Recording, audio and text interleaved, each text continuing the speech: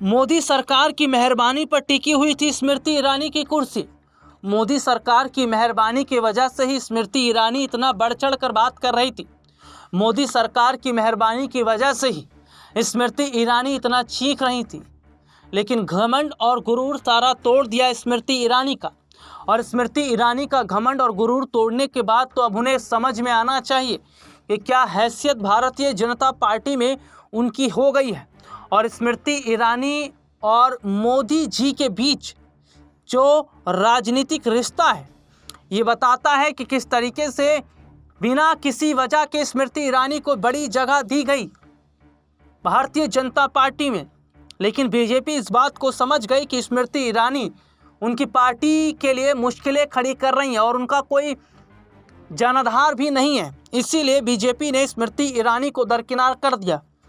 ये कहना कांग्रेस पार्टी का है। दरअसल प्रियंका गांधी के वायनाड से चुनाव में उतरने के बाद भारतीय जनता पार्टी के नेताओं के बयान सामने आ रहे हैं। लेकिन जो बात स्मृति ईरानी ने की वो बात कांग्रेस पार्टी के नेताओं को पसंद नहीं आई। और सीधे सीधे तौर पर यह तक कहा जाने लगा कि प्रियंका गांधी बूढ़ी हो चुकी हैं और प्रियंका गांधी अब चुनाव लड़कर क्या करेंगी। जिसके बाद कांग्रेस हमलावर हो गई और उन्होंने कहा कि भारतीय जनता पार्टी के नेताओं की मानसिकता किस कदर है ये इनके बयानों से पता चलता है। हालांकि उन्होंने ये भी कहा कि जिन स्मृति ईरानी को प्रियंका गांधी की इतनी चिंता हो रही है उन्हें थोड़ा समझना चाहिए कि वो प्रियंका गांधी की चिंता ना करें, वो चिंता अपनी करें। क्योंकि अब उनका दिन भारतीय जनता पार्टी में लद रहा है, यानी कि दिन उनके अब जा रहे हैं। क्योंकि बीजेपी ने उन्हें दूध में से मक्खी की तरह निकाल कर फेंक दिया। भारतीय जनता पार्टी में कोई हैसियत स्मृति ईरानी की नहीं रह गई है।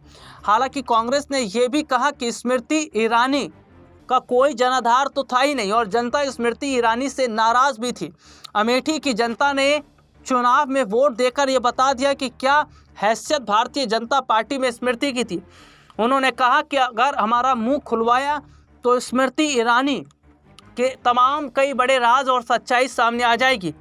उन्होंने कहा कि जो कांग्रेस को सलाह दे रहे हैं पहले वो खुद सलाह पर चलना सीखें, पहले वो खुद अपनी हैसियत को देखें, उसके बाद उनका क्या आने वाले समय में पार्टी के अंदर होगा ये देखने वाली बात होगी। हालांकि माना जा रहा है कि क्या वाकई प्रियंका गांधी वायनाड से चुनाव जीत जाएंगी। लेकिन जिस तरीके से प्रियंका के चुनावी मैदान में